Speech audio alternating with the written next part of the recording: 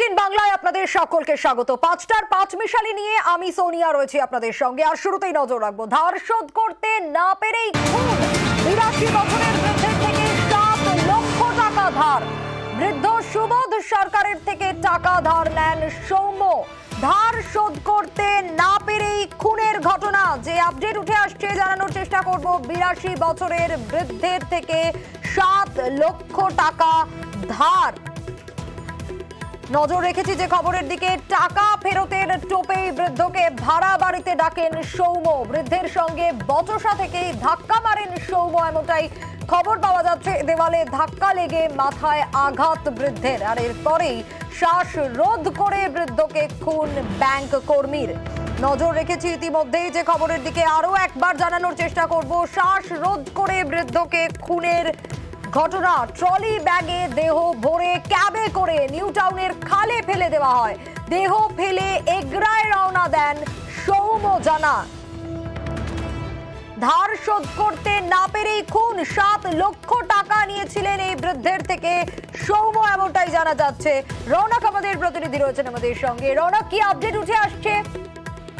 ইতিমধ্যে new town ডিসিপির তরফ থেকে জানানো হচ্ছে যে একজনই এই কাণ্ডে আপাতত গ্রেফতার করা হয়েছে, সেটা সূত্র আমরা জানতে পারছিলাম। সৌম্যকান্তি জানা, এবং তাকে 7 দিন পুলিশ হেফাজত চাওয়া হয়েছিল এবং তাই দেওয়া হয়েছে। 7 দিনের জন্য পুলিশ হেফাজতে তাকে রাখা হয়েছে এবং যে দুজন ড্রাইভার সমেত আরো একজনকে ডিটেইন করা হয়েছিল তাদেরকে জিজ্ঞাসাবাদের পর ছেড়ে দেওয়া হয়েছে।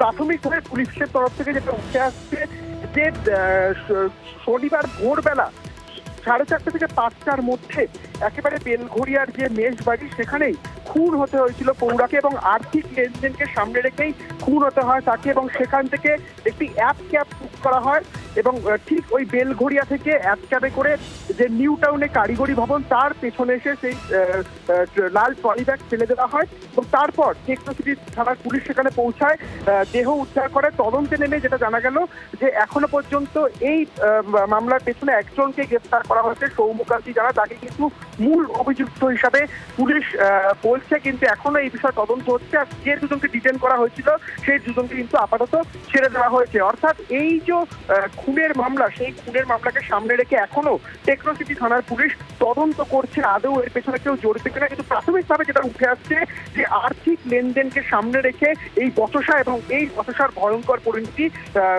সুবোধ সরকারকে খুন হতে হয়। এবং আপাতত সৌম্যকান্তি জানাকে 7 দিনের পুলিশি হেফাজতে নিল টেকনোসিটি থানার পুলিশ। বেশ রৌনক।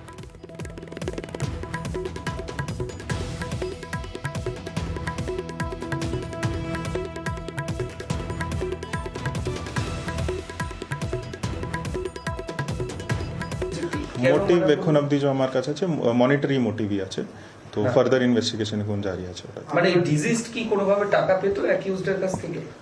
হ্যাঁ, ওরকম কিছু আছে। এখন অবধি যে ইনভেস্টিগেশনে আছে ডেথ বাই স্ট্রাঙ্গুলেশনই আছে, বাই হ্যান্ডস। তো আর কিছু মার্ডার ওয়েপন এরকম কিছু এখন অবধি পাওয়া যায়নি। বাকি ইনভেস্টিগেশন এখন চলছে। ধার শোধ করতে না পেরেই খুনের ঘটনা, 7 লক্ষ টাকা এই বৃদ্ধের থেকে নেন সৌম্য, আর ধার শোধ করতে না পেরেই খুনের ঘটনা বলে জানা যাচ্ছে।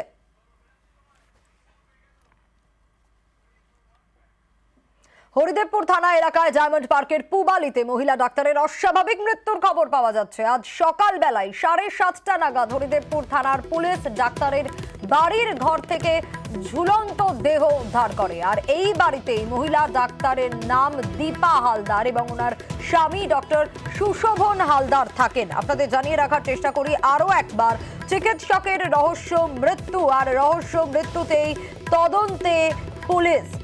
সমীর আমাদের প্রতিনিধি রয়েছেন আমাদের সঙ্গে। সমীর, কি জানা যাচ্ছে এই বিষয়ে? হরিদেবপুর থানা এলাকায় এই পুবালিতেই মহিলা ডাক্তারের অস্বাভাবিক মৃত্যু, কিভাবে মৃত্যু হলো কিছু জানা যাচ্ছে? দেখো হরিদেবপুর থানা এলাকায় ডায়মন্ড পার্কে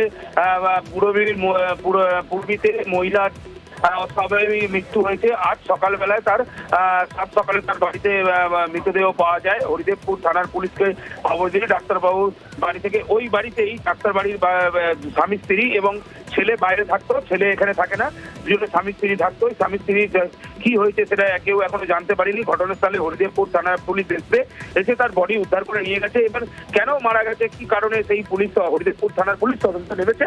এই যেমনটা তুমি বলছিলে সমীর, যে এই বাড়িতে দীপা হালদার এবং তার স্বামী ডক্টর সুশোভন হালদার থাকেন, কোনোভাবে কি তার সঙ্গে যোগাযোগ করা গিয়েছে? তিনি কিছু বলতে পারছেন?